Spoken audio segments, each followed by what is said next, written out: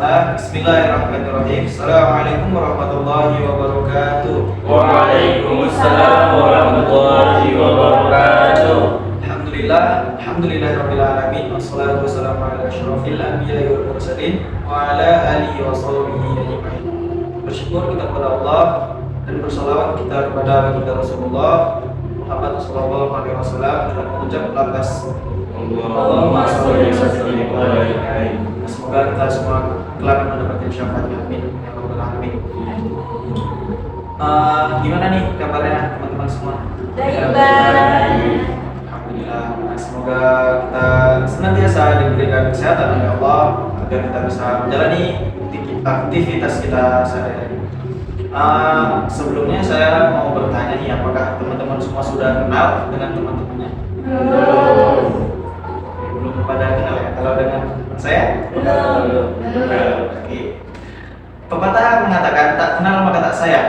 Maka dari itu sebelum kita memulai kegiatan ini, alangkah baiknya kita berkenalan terlebih dahulu supaya kita nanti lebih mudah dalam berinteraksi dengan teman kita. Nah, jadi nanti perkenalan akan dimulai dari saya, setelah itu baru nanti kalian. Oke. Nama saya Romi Ardian. Kalian bisa panggil saya dengan Bang Romi. Dan hobi saya ialah ngedit, baik itu video maupun foto. Nah, sekarang giliran kalian nih kenalan gitu ya. Dari siapa dulu nih yang mau kenalan? Iya, Pak. Dari saya aja. Oh, enak, Bang. Oke. Boleh sebutkan nama sama hobi ya? Nama saya Nisa Budia, hobi saya nyanyi. Nyanyi. Hai, Kak Nisa. Selanjutnya? Saya Putri. Oke, Kak silakan. Perkenalkan, nama saya Fitri, hobi saya juga menyanyi. Nyanyi. Oke, Hai Fitri. Hai, Fitri. Oke, selanjutnya? Saya. Oke, silakan. Kak. Perkenalkan, nama saya Nina Diani, biasa dipanggil Nina, hobi saya memancing. Mancing apa itu, Kak? Mancing. Oke. Mancing Mancing. ikan, Yang penting tidak memancing ributan, Kak ya. Oke, apa? Halo, Kak Nina. Lalu Karina. Dan saya, perkenalkan nama saya Muhammad Rasbani, hobi saya membaca. Baca apa itu, Pak? Dengan hati. Oh, Masya Allah. Hati-hati sama begini ya, soalnya bisa membaca pikiran. Oke, coba abang yang Jadi, perkenalkan nama saya Fajri Sadi, biasa dipanggil Fajri. Hobi saya, ya nggak ada hobi, nggak hobi. Oke. Halo Patri ya. Oke, jadi udah kenalan, kita apakah udah kenal nih sama teman-teman semua? Oke, bisa kita tes? Coba ya, kita tes dari abang yang ini. Coba sebutkan nama kakak yang ada tadi. Itu namanya Karina. Benar ya? Benar. Oke, benar ya. Kita tes tag ya. Coba kakak yang ini, siapa nama kakak? Namanya Kak Fitri, Bang. Fitri ya? Benar kan? Benar lah, benar sekali.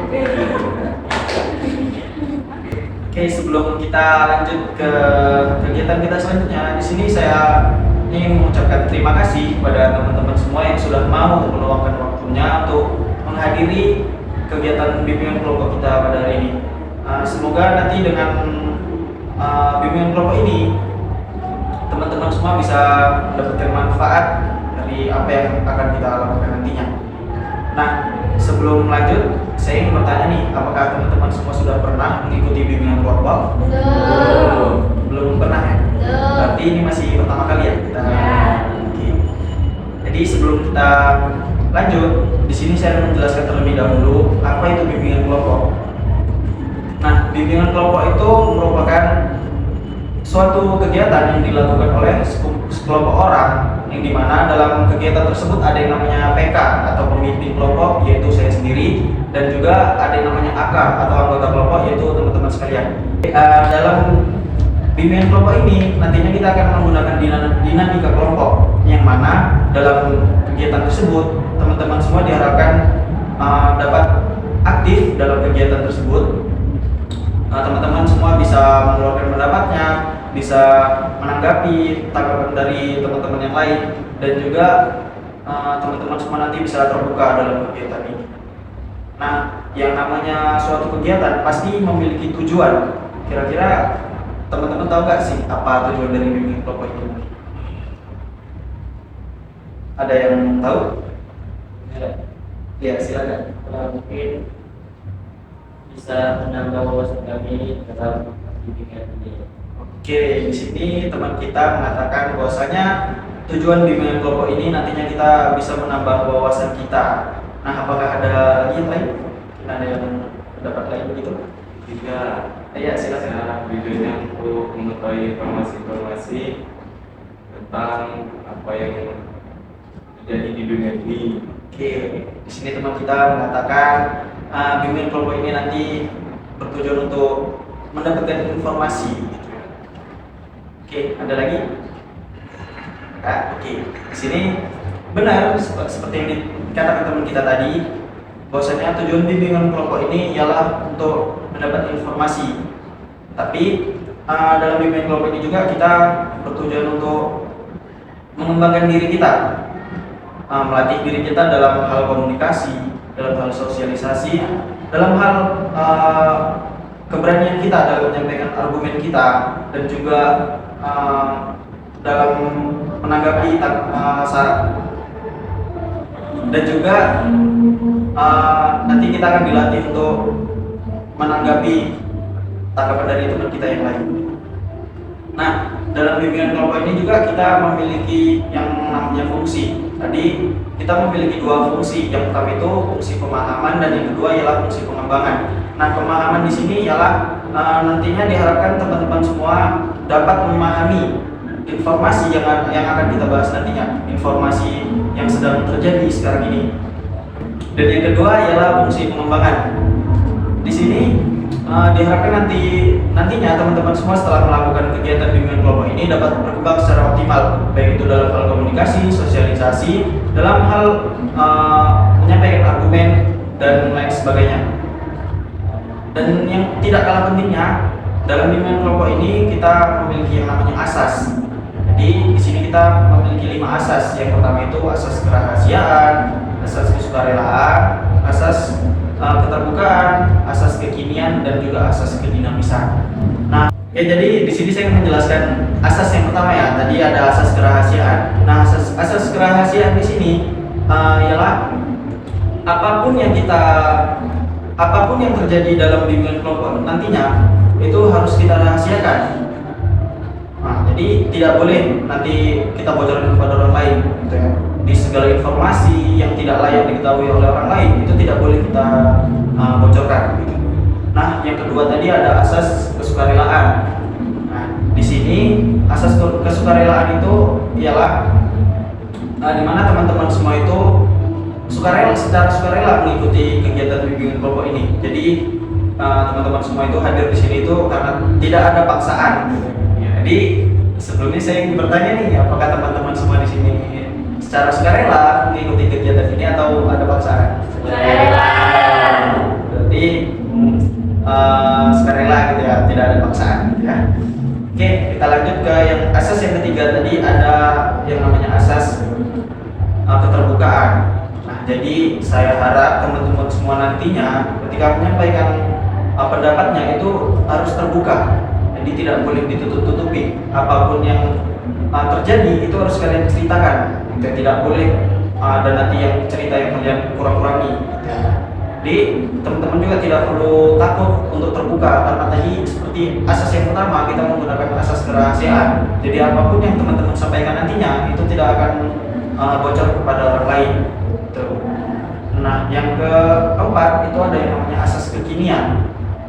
Asas kekinian di sini ialah apapun yang kita bahas nantinya itu ialah kejadian yang sedang terjadi saat ini atau yang trending, kekinian.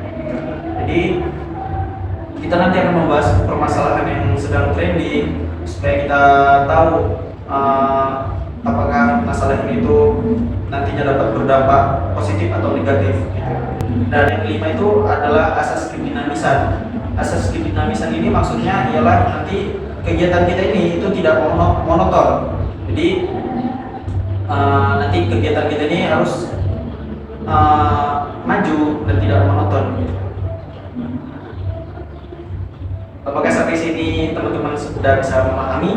Sudah, Pak. Pak. Sudah tahu ya apa itu bimbingan kelompok, dan tahu tujuannya apa, dan yang pasti asas-asasnya nanti harus kita taati. Gitu. Oke, sebelum kita masuk ke tahap selanjutnya, di sini saya akan menjelaskan tentang topik-topik yang ada dalam bimbingan kelompok ini. Nah, dalam bimbingan kelompok ini itu ada dua topik. Yang pertama itu topik bebas dan yang kedua itu topik tugas. Nah, topik bebas di sini maksudnya ialah tema yang akan kita bahas dalam kegiatan bimbingan kelompok ini itu dari teman-teman yang menyarankan. Jadi teman-teman nanti menyarankan tema apa yang akan kita bahas dalam bimbingan kelompok ini. Nah, yang kedua itu ada topik tugas. Kalau topik tugas ini tema itu dari saya. Jadi saya menentukan apa tema yang akan kita bahas pada bimbingan kelompok ini. Nah, jadi di sini saya ingin bertanya nih pada teman-teman. Teman-teman mau topik bebas atau topik tugas? Bebas, Pak. Bebas. Topik bebas aja. Nah, oke, tadi teman-teman memilih topik bebas ya. Jadi kenapa teman-teman memilih topik bebas? Karena mungkin kalau misalnya topiknya dari orang abang kami nggak ngerti atau gimana gitu kan, bisa aja topik yang dari abang itu nggak terjadi di lingkungan kami, jadi nggak nyambung kita nanti kita bercakap. Dari di sini teman kita mengatakan alasannya memilih topik bebas itu karena dia ingin membahas tentang apa yang terjadi di sekitar dia. Ada lagi menyampaikan pendapatnya? Cukup. Oke, jadi tadi teman-teman memilih topik bebas. Jadi kan tadi seperti yang saya bilang, topik bebas itu dari teman-teman yang menyarankan tema yang akan kita bahas. Gitu, kan? Oke, jadi ada nggak nih yang ingin menyarankan tema apa yang akan kita bahas? Bundir, Pak. Apa Bunuh itu? diri. Oh, bunuh diri. Oke, di sini teman kita menyarankan tema bunuh diri. Ada lagi yang menyampaikan pendapatnya? Saya nggak. Oke, silakan. Pernikahan dini. Pernikahan ini. Oke.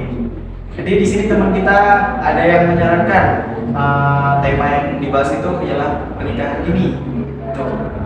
Ada lagi yang menyampaikan sarannya? Abang ini tahu? Kak? Ya. Oke, coba. Gadget juga. Cenderung gadget. Ya. Oke, di sini teman kita menyarankan tema cenderung gadget. Kakak yang ini. Dan dia sama kayak kami. Iya. Oke, berarti kakak juga menyarankan. Iya. Abang ini ada yang menyarankan Moral lah. tentang moral. Oke, di sini teman kita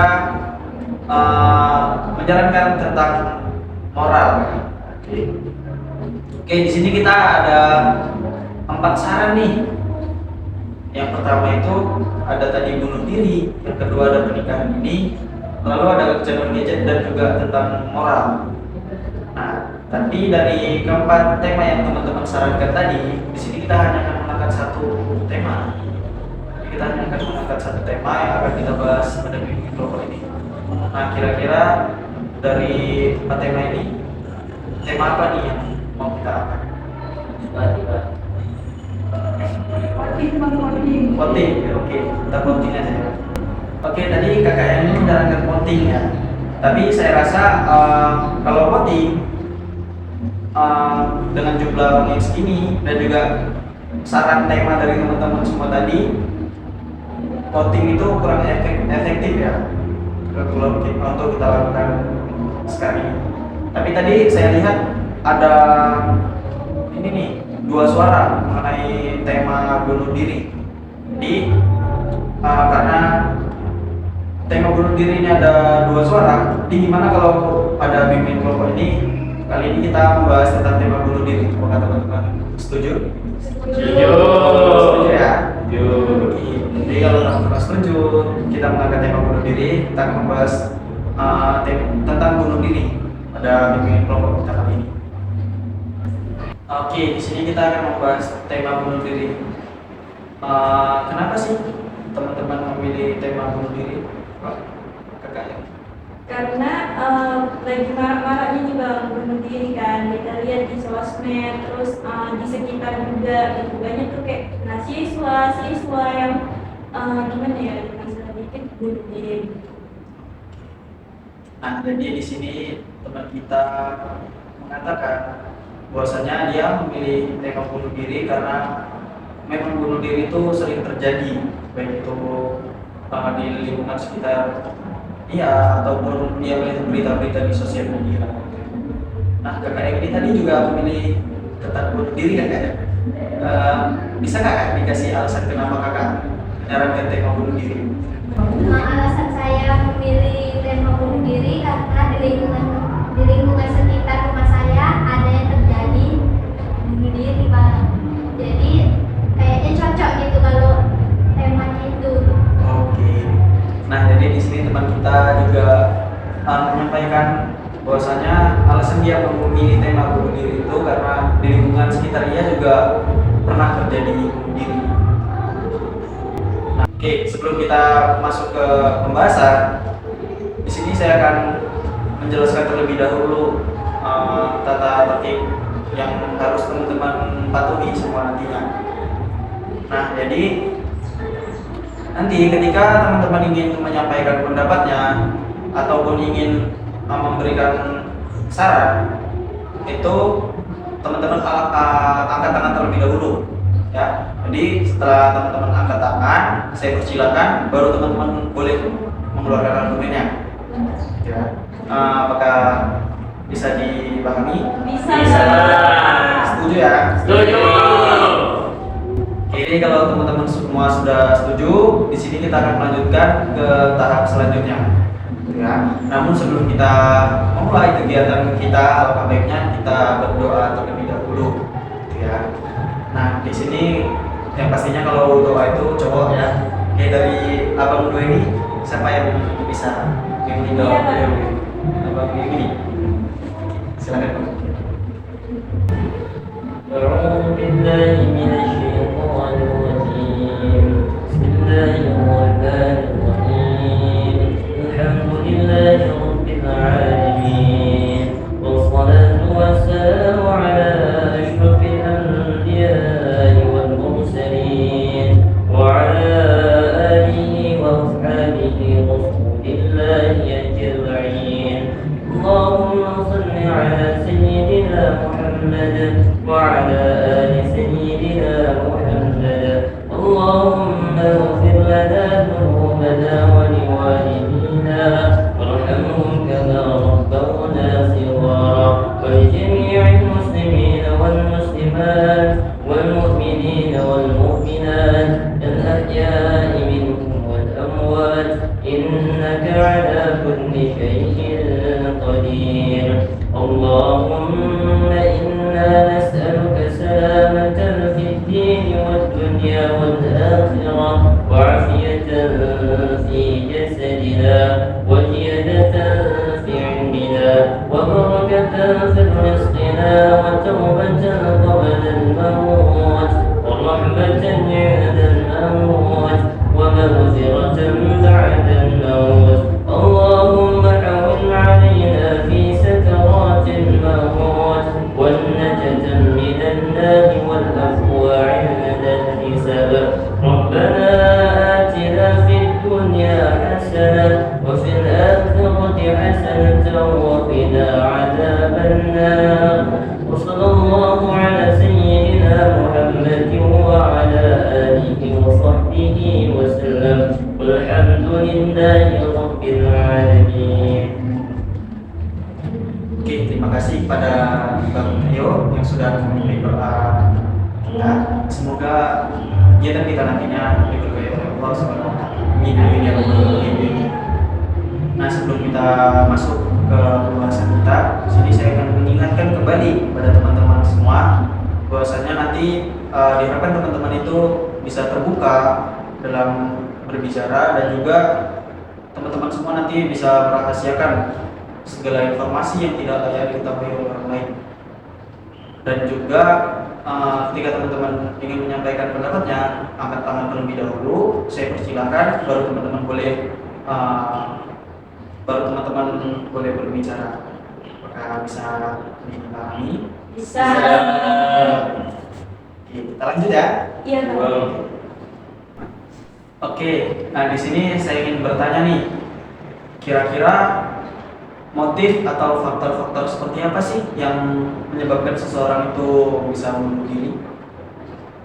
Oke, kakak silakan. Izinnya Bang, mungkin bisa aja orang itu bunuh diri karena dari faktor lingkungan, baik itu dari keluarganya, temennya, atau yang lainnya gitu kan. Dari situ dia mungkin dari lingkungannya dia merasa tertekan, terus nggak ada gitu kawannya yang bisa, bukan kawan sih, atau orang yang bisa mendengarkan apa unek-uneknya gitu. Semua dipikirnya sendiri gitu, dan dari lingkungan tertekan, gak ada lagi yang bisa mendengarkan dia gitu kan. Mungkin dia overthinking, dia malah, terus ya udah sih gitu mungkin dia begini. Oke, di sini tadi teman kita mengatakan bahwasanya salah satu faktor penyebab seseorang itu bisa bunuh diri itu karena dari lingkungannya, lingkungan yang tidak mendukung, dan juga tidak adanya teman untuk dia berbagi masalah. Apa seperti itu kan? Iya Pak. Oke. Nah, selanjutnya ada lagi nggak nih yang ingin menyampaikan pendapatnya? Oke, silakan. Kalau kakak tadi kan mengenai tentang lingkungannya, kalau saya mungkin salah satu penyebab faktor dia bunuh diri ialah karena dia tidak mengenal Allah. Karena menurut saya kalau dia kenal sama Allah, dia tidak akan melakukan hal itu. Kalaupun dia merasakan tekanan yang amat besar, dia bisa mengadu sama Allah di sepertiga malam. Masya Allah.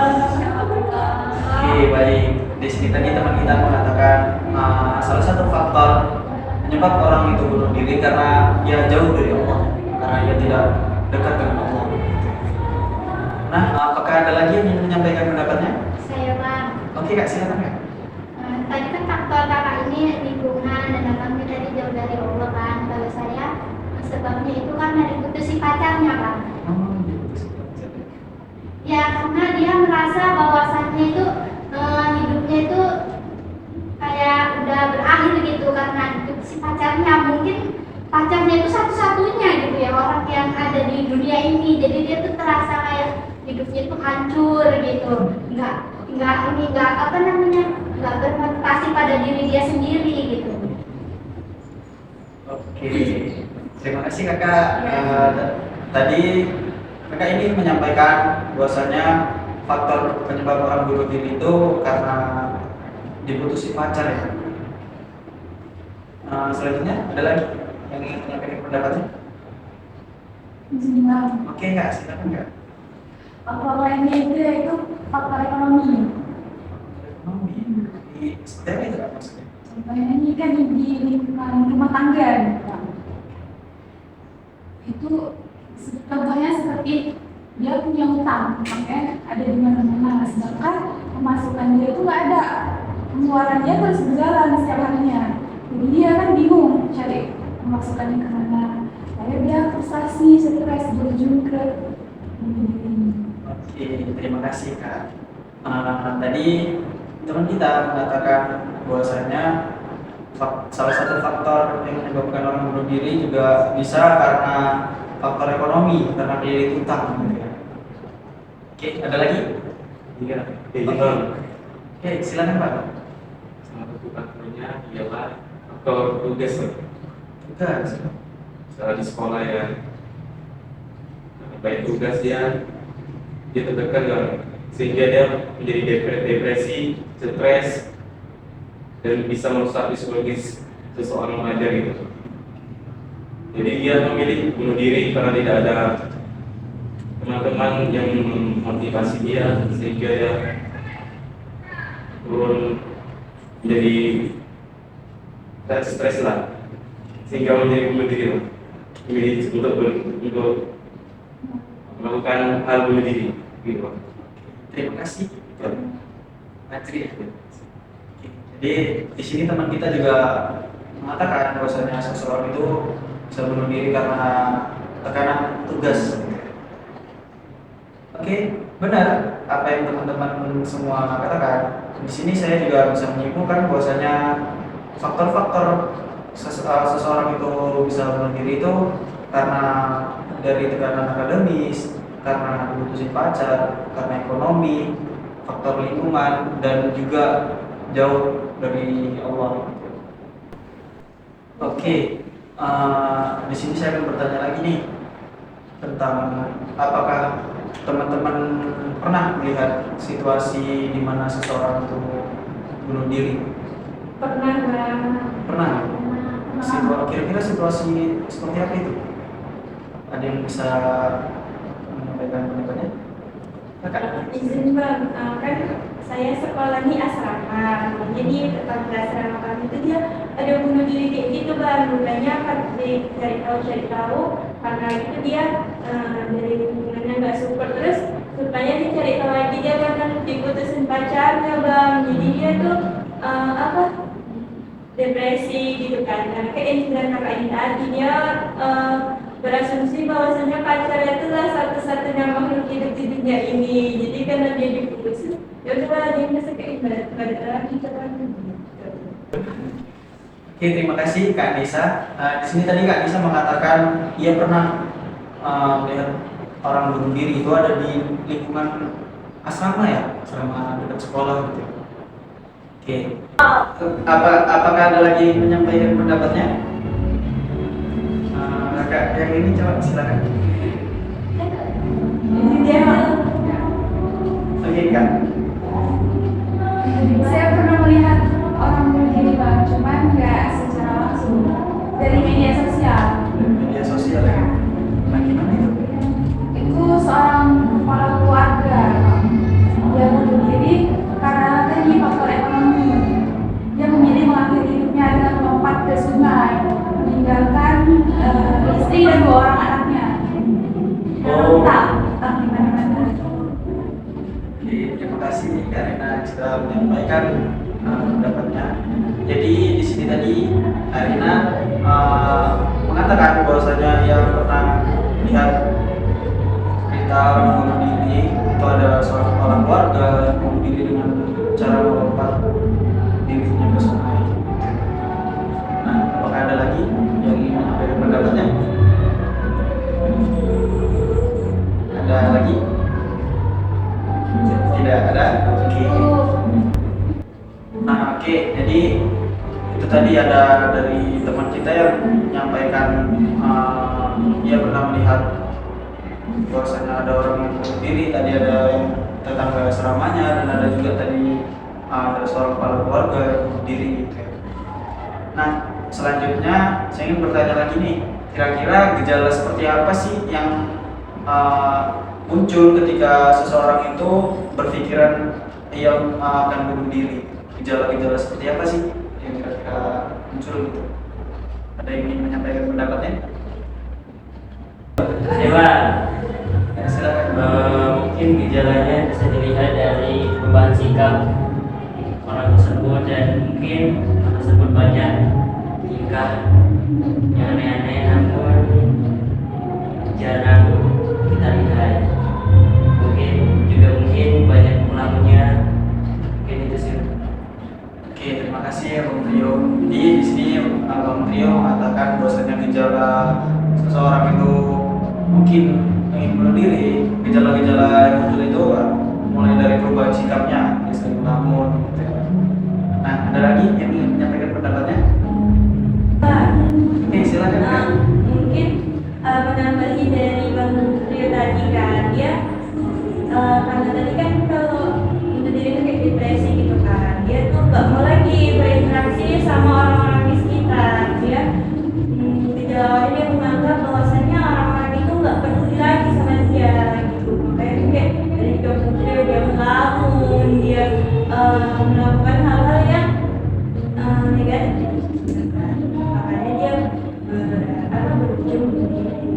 Terima kasih kepada Kak Nisa. Jadi di sini tadi Kak Nisa mengatakan bahwasanya gejala yang muncul ketika orang itu berpikir untuk bunuh diri itu dia jauh dari lingkungan sekitarnya. Dia mengurangi interaksinya dengan teman-temannya karena dia menganggap temannya itu kurang peduli juga dengan dia.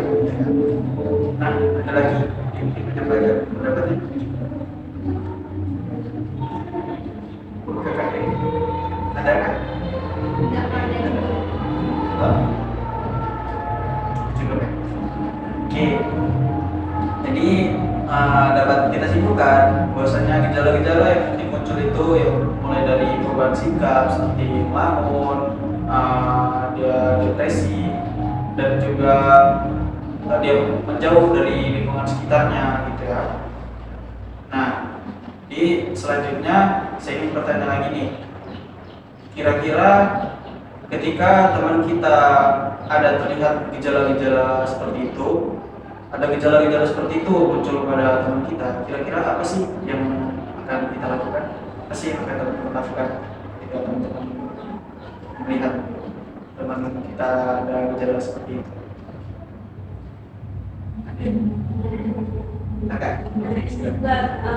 Ini kan kita jarang gitu kan sadar kayak juga manusia, tadi kita kurang menyadari perubahan sikap dari teman kita tadi kan. Gitu, kita sebagai teman harusnya lebih peka sama teman yang ada di sekitar kita gitu. Teman-temannya di sekolah harus peka sama orang-orang yang ada di sekitar kita gitu. Nah, setelah kita menyadari gejala-gejala tadi, mungkin kita bisa kayak buat dia itu percaya lagi sama orang-orang, bahwasannya orang-orang itu masih ada loh yang peduli sama dia. Mungkin bisa memotivasi dia atau mengajak dia ke hal-hal yang positif supaya dia mungkin bisa lupa dengan masalahnya, mungkin dia secara perlahan bisa terbuka dengan kita gitu. Itu sebenarnya dari saya. Terima kasih Kak Nisa. Nah, jadi di sini teman kita mengatakan bahwasanya ketika kita lihat teman kita ada gejala-gejala untuk bunuh diri, ada dia berpikir untuk bunuh diri, kita sebagai teman itu harus lebih peka pada dia. Kita harus menyadarkan dia bahwasanya dia di hidup ini dia itu gak sendiri, dia itu punya teman. Nah, ada lagi yang menyampaikan pendapatnya? Iya, silakan. Mungkin ketika ada teman yang menunjukkan gejala-gejala ingin bunuh diri, saya pertama kali mengajak dia untuk menghadiri sebuah kajian, di mana kajian tersebut ada seorang ustadz yang memberitahukan bahwasannya tindakan bunuh diri itu merupakan salah satu hal yang paling dibenci oleh Allah Subhanahu wa Ta'ala, karena perbuatan itu sia-sia di dunia dan di akhirat nanti pun akan kena hisab oleh Allah Subhanahu wa Ta'ala. Mungkin itu aja. Terima kasih kepada Bang Rio. Benar ya, seperti yang dibilang teman kita tadi, bahwasanya bunuh diri itu bukanlah suatu penyelesaian masalah, justru nanti kita juga akan mendapatkan masalah lagi di akhirat. Jadi ketika ada teman kita yang menunjukkan gejala yang bunuh diri, kita harus mengajaknya melakukan hal-hal positif, salah satunya mengikuti kajian. Oke, apakah ada lagi yang menyampaikan pendapatnya? Ya, silakan. Ya, ada ketika ada teman kita ingin berbuat menunjukkan gejala bunuh diri, terutama kita sebagai temannya harus melakukan seperti mengajaknya cerita kenapa ingin bunuh diri, kita sampai balik dia lagi. Kalau kita tahu apa dia ingin bunuh diri, terus seperti yang bilang, kita perlu tahu kok sebenarnya di dalam kajian tidak boleh bunuh diri. Kita harus sadar bahwasanya masih ada kehidupan kedepannya yang lebih baik ketika kita ingin berubah supaya ingin dan baik-baiklah di hidup ini kalau kita bunuh diri. Terima kasih kepada Bapak Patri.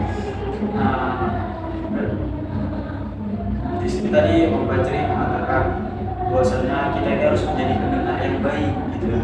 Kita harus menjadi pendengar ketika ada teman-teman kita yang mungkin punya masalah gitu ya. Oke, apakah ada lagi yang ingin menyampaikan pendapatnya? Kan? Enggak, pakai ini. Oke, tidak ada ya. Oke, cukup.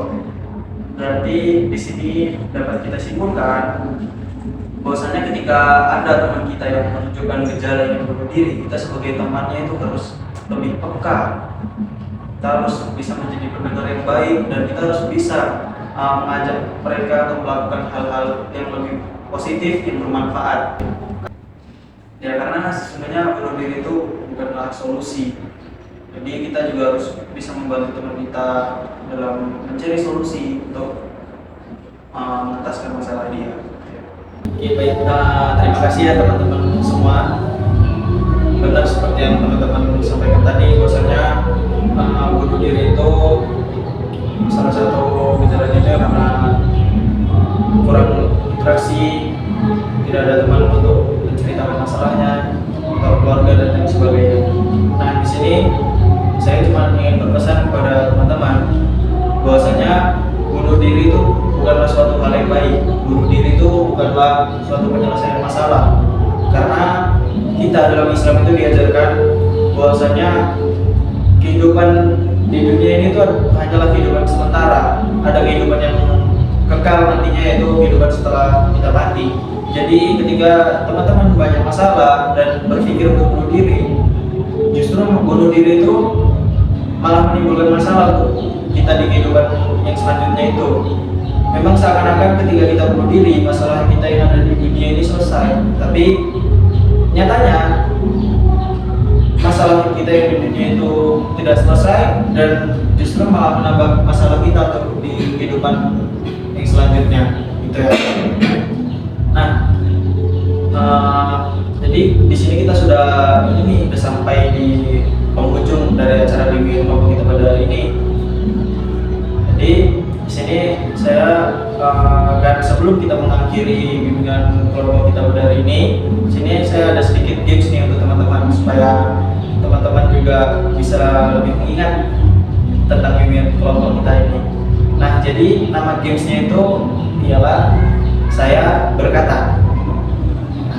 Jadi ketika nanti saya menginstruksikan kepada teman-teman semua, teman-teman harus mengikuti apa yang saya perintahkan, tapi dengan catatan ingat nama gamesnya, yaitu saya berkata.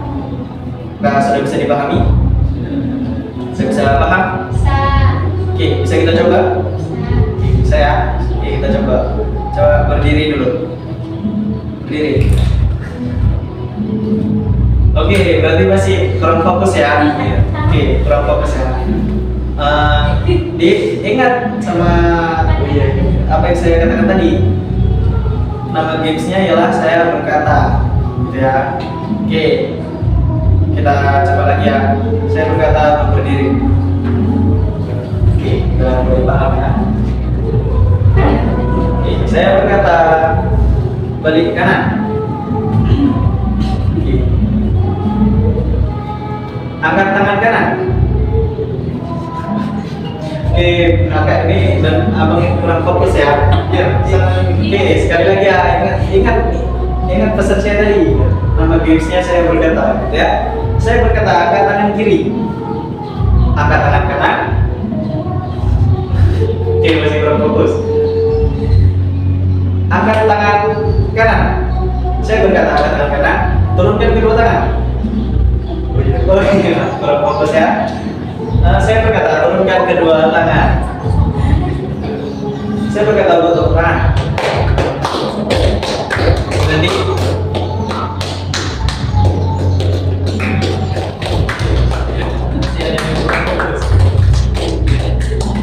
Oke, berhenti. Oke, masih belum fokus juga ya. Saya berkata untuk berhenti. Oke. Saya berkata untuk pegang pundak sebelah kanan, pegang pundak sebelah kiri.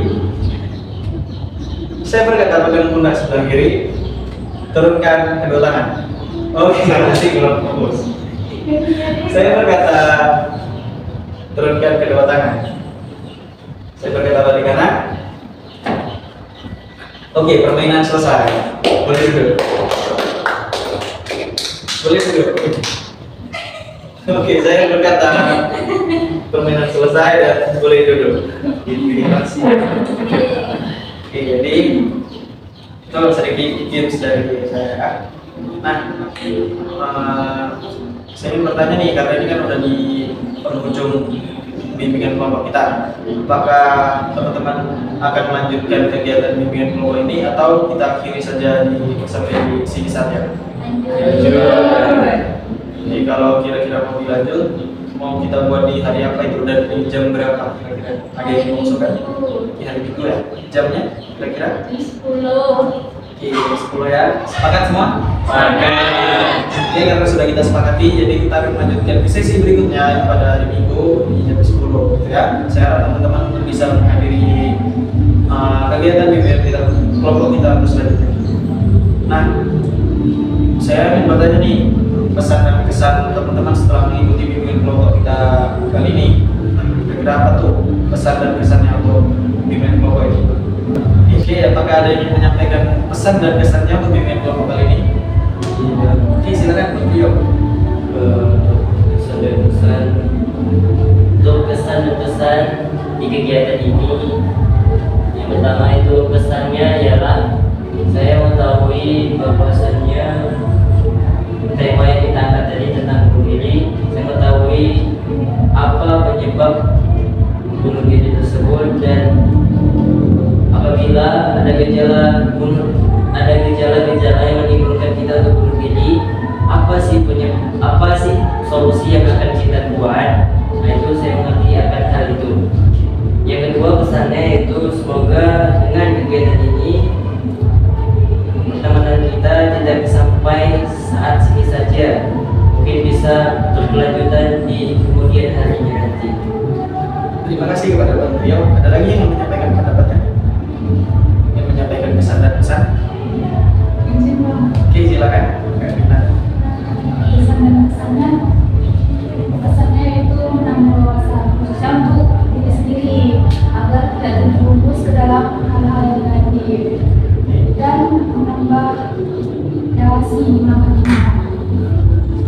Pesannya itu semoga bimbingan ini terus berjalan dan memberikan informasi-informasi terkait dengan kejadian atau peristiwa di lingkungan yang ada di sekitar kita. Terima kasih pada Karina. Ada lagi? Oke, silakan. Pesan dan pesannya itu yang pertama, pesannya itu untuk saya sendiri itu bisa menambah wawasan dari hati, terus dapat menambah kawan gitu kan. Terus dapat juga pelajaran gitu dari yang kita ambil tadi tema tentang diri, kita dapat wawasan gitu. Terus pesannya itu semoga pertemanan itu tidak sampai di sini aja, terus berlanjut, terus silaturahmi lah gitu, saling silaturahmi dan saling menjaga. Terima kasih kepada Pak Fadli. Kalau pesan saya untuk sendiri, saya bisa membaca pandang agar tidak melakukan hal bunuh diri, hal yang tidak seharusnya kita lakukan untuk menyelesaikan masalah. Dan itulah pesan saya. Semoga dengan akhirnya nanti setelah ini pertemanan kita tidak putus, dan akhirnya nanti semoga kita berjumpa lagi di lain hari atau kemudian nanti lah. Itu saja. Terima kasih kepada Bang Fadli.